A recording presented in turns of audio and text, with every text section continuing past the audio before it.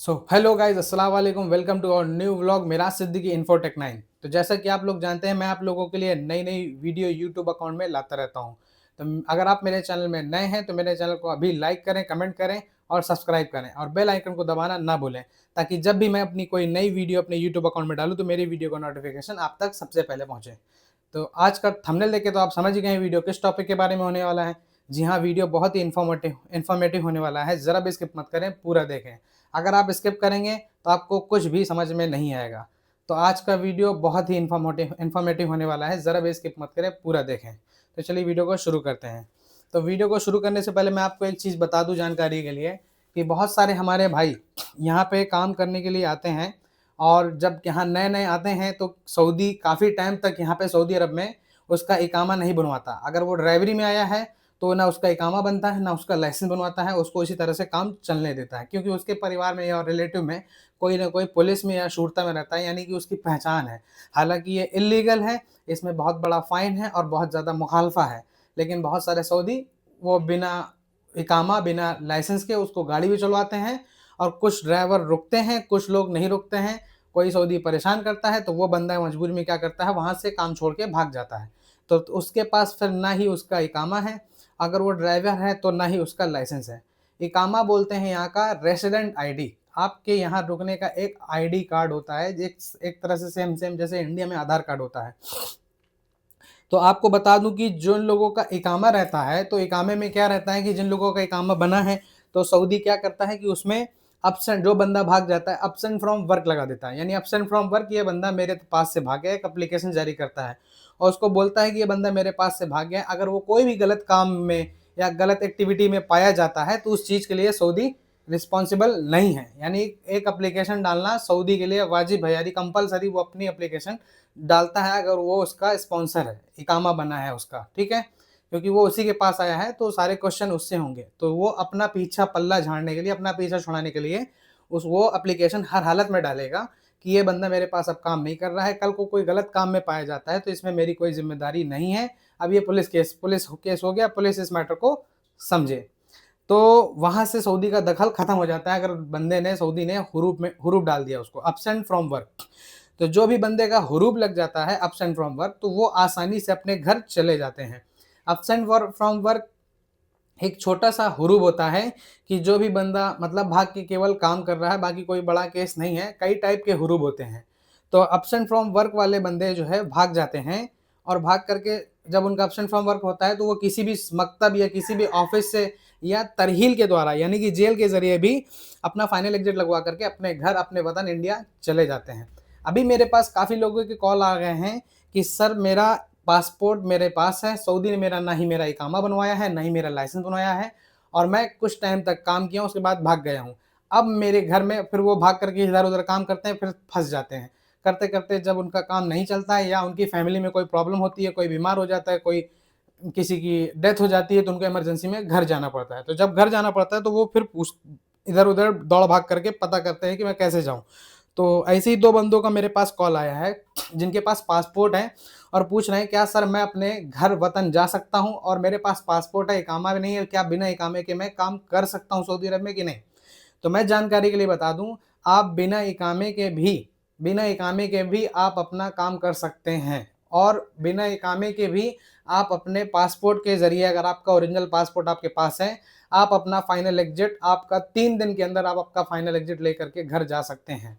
उसका बहुत ही easy process है। हालाँकि अगर आप मकतब, एम्बेसी वगैरह में जाएँगे तो 1 महीने से ऊपर लग जाएगा, और कोई सुनेगा नहीं, बहुत टाइम लग जाता है। हालाँकि भाग-दौड़ करनी पड़ती है, लेकिन पता नहीं, कोई टाइम फिक्स नहीं है। जब तक आप भाग-दौड़ में यहाँ 30 रियाल, 40 रियाल, 50 रियाल टैक्सी में आना-जाना, अपॉइंटमेंट देंगे, यहाँ जाओ, वहाँ जाओ, यहाँ जाओ, वहाँ जाओ, यही सब चलता रहेगा। तो इसीलिए भाग-दौड़ की वजह से इतना नचाते हैं, तो आदमी कुर्सी में बैठ जाता है, उसका नाजायज़ फ़ायदा उठाता है। सही तरीके से काम करे तो किसी भी मज़दूर, किसी भी वर्कर को परेशानी ना हो। तो इस वजह से ही मकतब में ही ज़्यादातर लोग अपना काम कराना उचित समझते हैं और सही समझते हैं, कि मकतब से पैसा भले ही उनका लग जाए, लेकिन उनका काम फटाफट हो जाता है, इतनी भाग-दौड़ उनको नहीं करनी पड़ती है, उनको फाइनल एग्ज़िट मिलता है और अपने वतन इंडिया चले जाते हैं। दूसरा प्रोसेस, या जेल के ज़रिए भी अपने आप को सरेंडर कर देते हैं पुलिस या शूरता के हवाले से, और अपना जेल के ज़रिए भी चले जाते हैं।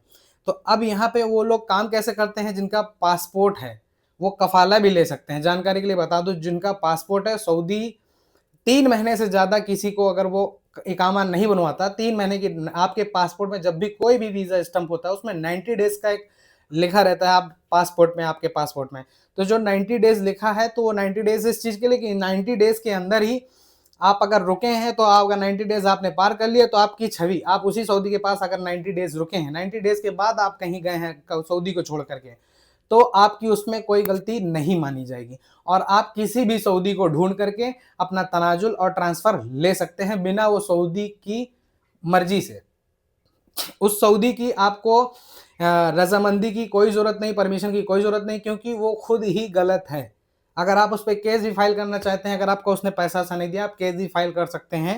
आप अपना जो है क्या बोलते हैं, मकतब में जा करके अपना लेबर कोर्ट में आप अपना उसके खिलाफ केस भी फाइल कर सकते हैं। लेकिन अगर आपका पैसा अगर आपका नहीं दिया है, आपका अकाउंट में आता है, आपके पास कोई प्रूफ है, तभी आप ये करिए। वैसे भी फिलहाल अगर आपके पास सबूत है, आपके अकाउंट में सैलरी आती है, तो आप अपना वो करिए। आपके पास सबूत होने चाहिए। अगर आप सही हैं तो आपके हक में वो फैसला इंशाल्लाह होगा, ठीक है। लेकिन उसमें थोड़ा टाइम लगेगा।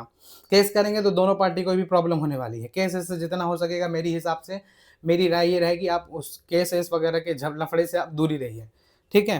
तो अब यहाँ पे आ गया आपका कि जो भी बंदा पासपोर्ट के जरिए, तो किसी भी सऊदी को आप कफाला ले सकते हैं, आप काम भी कर सकते हैं और लीगल भी हो सकते हैं और अपने घर वतन इंडिया भी जा सकते हैं। इंडिया पहले कफाला लेने का तरीका बताता हूँ। कफाला कैसे लेना है, आप किसी भी सऊदी को ढूंढिए। आप जिस काम में आए थे, मान लीजिए आप ड्राइविंग में आए थे, आपका उसने ना लाइसेंस बनवाया ना इकामा बनवाया, आप काम कर रहे हैं उसके पास काफ़ी टाइम हो गया, 3 महीना 6 महीना 8 महीना काम करके आप उधर से भाग गए। आप उसके बाद भी आप किसी भी सऊदी को ढूंढ करके आप अपना पासपोर्ट, ओरिजिनल पासपोर्ट की मदद से आप अपना जो है उससे कफाला ले सकते हैं। पुराने सऊदी का दखल आपका हट जाएगा। मकतब इस्तकदाम का आपका 1000 रियाल का खर्च होगा और जो भी आपका जो सह खास वाला है, तो सह खास वाला सह खास में, सह खास मतलब मुअस्ससा होता है, जो ड्राइविंग का मुअस्ससा है वो सह खास वाला सह खास यानी हाउस ड्राइवर में चला जाएगा और कफाला बड़ी ईजिली तरीके से उसका आसानी से हो जाएगा। केवल 2000 रियाल हुकूमत में जो लगता है वो सऊदी ही पे करेगा, आपको पे नहीं करना।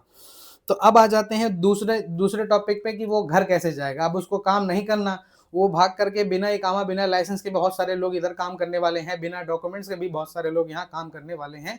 कई लोग तो ऐसे ऐसे लोग हैं सऊदी अरब में जिनका पासपोर्ट भी नहीं है, गुम गया, कंपनी में पासपोर्ट जमा है, फिर भी वो भाग गए हैं, भाग करके काम कर रहे हैं। तो वो भी लोग कैसे जा सकते हैं, दोनों तरीका है। तो अगर जिनका पासपोर्ट है तो उनका काम थोड़ा जल्दी हो जाएगा, क्योंकि उनका पासपोर्ट है तो वो अपना मकतब के ज़रिए भी जाएंगे, तो आपकी एक केस फाइल की जाएगी और आपका जो टाइम पीरियड है, वीज़ा का जो डेट है कि किस टाइम पे स्टम्प हुआ था, आप कितने टाइम उधर पे काम करे थे, एक एप्लीकेशन सबमिट होगी, उसके अगेंस्ट आपका जो है फाइनल एग्जिट मकतब से लिया जाएगा, ठीक है। मकतब अमल से आपका फाइनल एग्जिट निकाला जाएगा, मकतब के ज़रिए आपका, यानी आप अगर मकतब इस्तकदाम वाले जो काम करते हैं, जो कफाला या किसी को फाइनल एग्जिट का जो काम करते हैं वो करा देंगे। जैसे कि आपको मैंने बताया कि मेरे पास ही मतलब मकतब इस्तकदाम मेरे भाई का है, तो हम दोनों ने साथ में आप लोगों के लिए डाला है। तो जो भी भाई को अगर जाना है तो मैं अपना डिस्क्रिप्शन में ऑलरेडी मेरा फेसबुक और इंस्टाग्राम का लिंक ऐड है। जिस भाई को भी जाना है मुझसे रब्ता कर सकता है, ठीक है। व्हाट्सअप वगैरह में भी जो क्यूरी है मैं व्हाट्सअप नंबर भी अपना डाल दूंगा। व्हाट्सअप नंबर भी आप मेरे मैसेज कर सकते हैं। जिस भी भाई को जाना है 3 दिन के अंदर उसका फाइनल एग्जिट लगेगा, ये मेरी जिम्मेदारी है, ठीक है। लेकिन उसका कोई केस या मुखालफा या कोई ग्रामा, कोई वायलेशन नहीं होना चाहिए। अगर किसी बंदे का केस है, कोई मुखालफा है, कोई ग्रामा है, उस सूरत पे वो घर नहीं जा पाएगा जब तक उसको अदा नहीं कर देता। फिर भले ही आप चाहें यहाँ मर क्यों ना जाएं, आपकी डेड बॉडी को भी पार्सल नहीं किया जाएगा, ठीक है। तो ये चीज़ को आप अच्छे से गौर से वीडियो को इसलिए बोल रहा हूँ, पूरा सुन लीजिए, समझ लीजिए क्या बोल रहा हूँ, ठीक है। अब यहाँ पे आ गए, अब आपका जो भी बंदे यहाँ पासपोर्ट है तो वो कैसे घर जाएंगे। तो जिनका पासपोर्ट है तो वो बड़ी आसानी से मकतब के ज़रिए, मकतब का जो खर्च होगा 1000-1500 जो भी जितना लेते हैं, अपने पास भी जो खर्च है वो बिल्कुल कम से कम और लोगों से तो अच्छा है और गारंटी के साथ ही काम होता है, ठीक है। आप अपना पासपोर्ट, अपना डॉक्यूमेंट्स भेज सकते हैं, आप अपना रिकॉर्डिंग छोड़ सकते हैं मेरे मैसेंजर में, व्हाट्सअप में, इंस्टाग्राम में, किसी भी ऐप में आप रिकॉर्डिंग छोड़ सकते हैं और अपना डॉक्यूमेंट भेज सकते हैं। मैं इंशाल्लाह जल्द से जल्द आपके कमेंट का रिप्लाई देने की कोशिश करूँगा, ठीक है। तो इसमें आपका उसके ज़रिए 3 दिन के अंदर पासपोर्ट है तो आपका 3 दिन के अंदर आपका फाइनल एग्जिट लग जाएगा। अगर आपका पासपोर्ट नहीं है, उस सूरत पे आपको थोड़ा-सा वेट करना पड़ेगा, क्योंकि आपका व्हाइट पासपोर्ट आपका बनाया जाएगा इमरजेंसी में। उसका भी कॉस्ट आपका अलग लगेगा, वो आप ही को पे करना पड़ेगा, क्योंकि आप इल्लीगल हैं, आपके ऊपर कोई स्पॉन्सर नहीं है, तो वो जिसको जाना है वही पे करेगा और इसमें सिर्फ फाइनल एग्जिट मिलेगा, टिकट आपका खुद का रहेगा, टिकट हमारा इसमें नहीं है, हम केवल फाइनल एग्जिट देंगे। तो जानकारी के लिए ये बता दूँ, यही चीज़ मैं क्लियर करना चाहता हूँ इस वीडियो में। कल मैंने एक व्लॉग बना के डाला था कि मैं इस चीज़ के लिए उन लोगों की कन्फ्यूज़न दूर करूँगा। तो जो व्लॉग बना के डाला तो उसी की वजह से मैंने उसकी आज पूरी डिटेल में वीडियो बनाई है, ताकि आप लोगों को समझ में आ जाए। जो भी बंदा यहाँ काम कर रहा है सऊदी अरब में, जिसका पासपोर्ट है और सऊदी ने डॉक्यूमेंट्स नहीं बनवाए, तो घबराने की ज़रूरत नहीं है। उसके पास इकामा भी नहीं है, लाइसेंस भी नहीं है, तो भी वो अपना ट्रांसफ़र ले सकता है। वो जिस भी काम पे वो आया था, उसी काम के वीज़े में, मुअस्ससे में वो अपना कहीं भी ट्रांसफ़र ले सकता है। अगर वो सह ख़ास में आया था, तो सह ख़ास वाले में ट्रांसफ़र ले सकता है। अगर वो कंपनी में आया था, तो कंपनी में ट्रांसफ़र लेने में थोड़ा-सा टाइम लगता है, क्योंकि कंपनी जब तक इकामा नहीं बना, तो जब तक मुअस्ससा भी नहीं है, तो उसको कोई भी ले सकता है। कंपनी में भी जा सकता है, जिसका इकामा भी नहीं बना, वो कंपनी में भी अप्लाई कर सकता है और हर जगह जा सकता है। बस ये है कि थोड़ा-सा बहुत मशक्कत करनी पड़ती है और भागे हुए बंदे को सऊदी लोग जो है बहुत कम लेते हैं, क्योंकि अगर आप भाग गए एक बार, तो फिर आपकी क्रेडिट वो लोग वहीं से समझ लेते हैं।